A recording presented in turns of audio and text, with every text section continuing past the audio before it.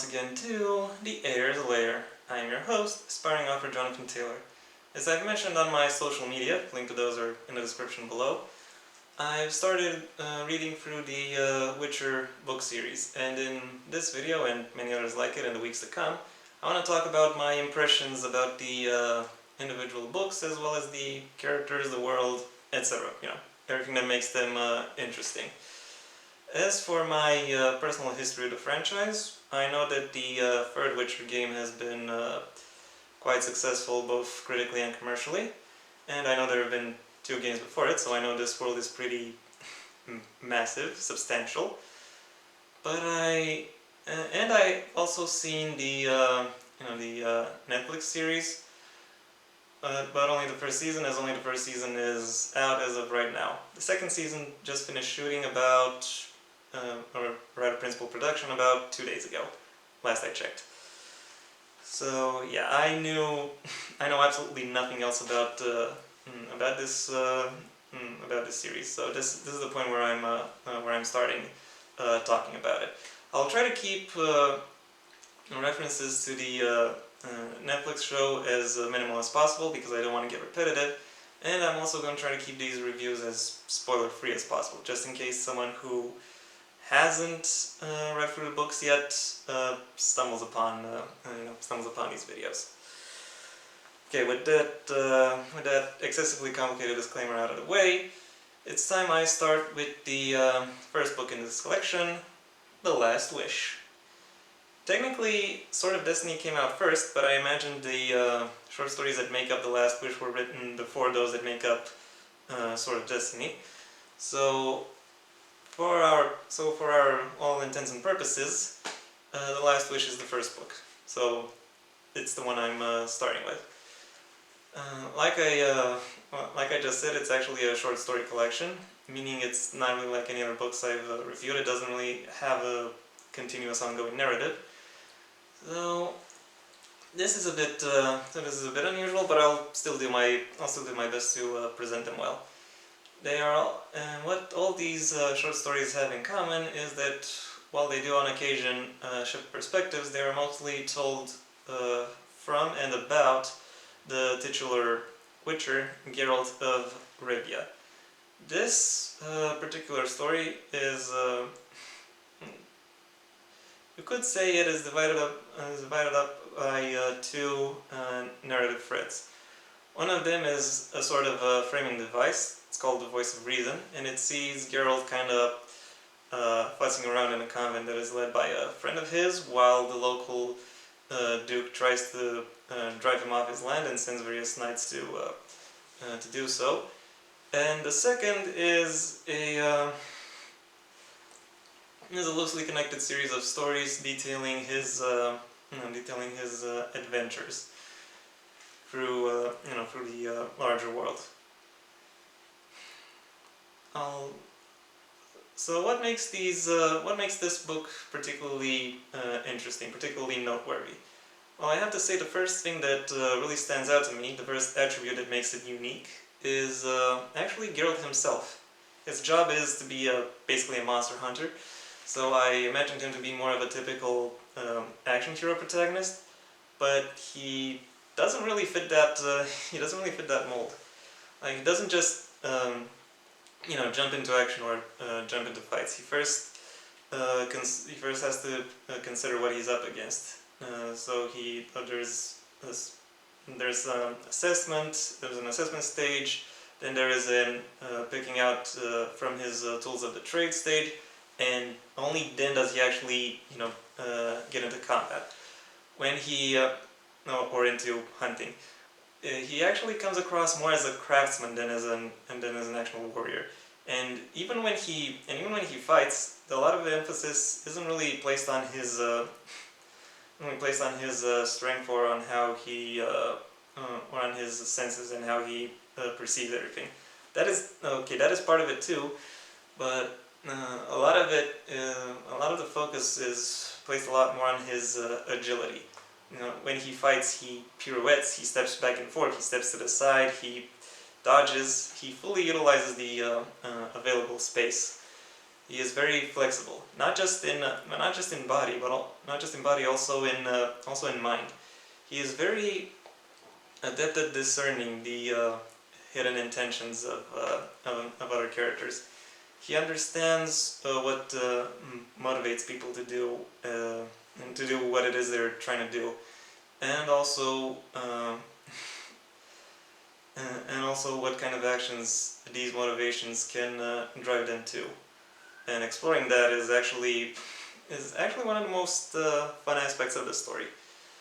Conversely, a lot of the stories, plural. Conversely, a lot of them are dialogue driven rather than plot driven. There are lots of meanings and there are lots of conversations, and these conversations help establish the characters themselves as well as their world. What is their role? What is their goal? What is it they are trying to do? What keeps them from doing what it is they're doing, and how they plan to overcome those obstacles. And funnily enough, everything they describe comes together in at times very fresh and very cohesive ways. I fully credit the Witcher series for making the fairy tale retelling a mainstay of modern fantasy, and this book perfectly exemplifies why. Sapkowski, Andrei Sapkowski, the author of this series, whose name I hope I've pronounced right, is very much embraces the naturalistic chaos that emerges from throwing a whole bunch of influences and actors in a given setting, and then watching what unfolds or documenting what unfolds. This does lead his stories into some dark aspects of humanity. However, the darkness is never really dwelled upon. I'm not going to give content warnings because while there are some things that are worthy of that, I'm pretty sure some of them constitute spoilers, so I won't really go into that. Just be warned. Your specific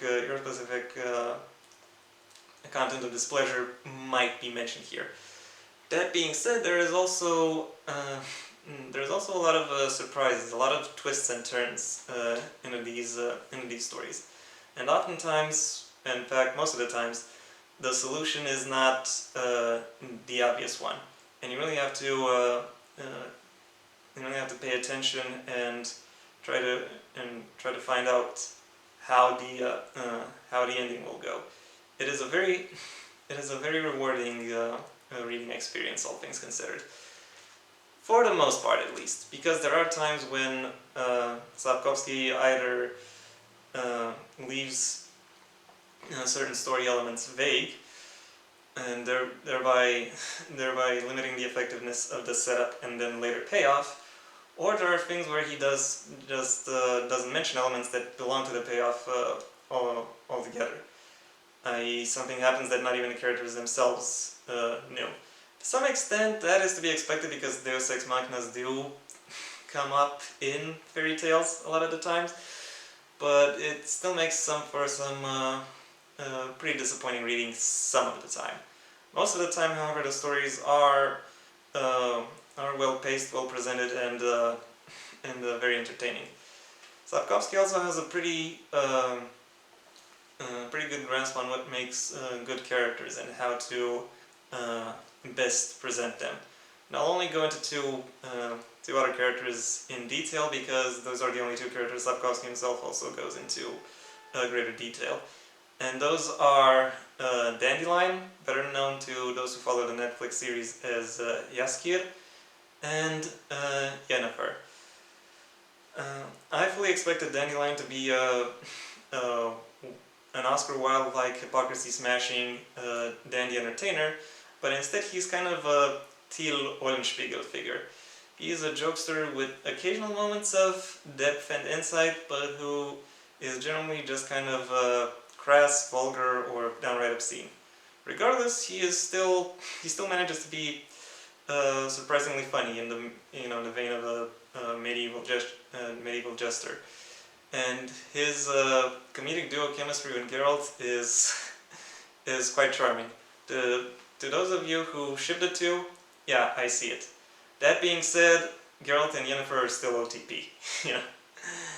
And I have to say, Yennefer is definitely, from a characterization standpoint, the standout character of the, at least of the new introductions.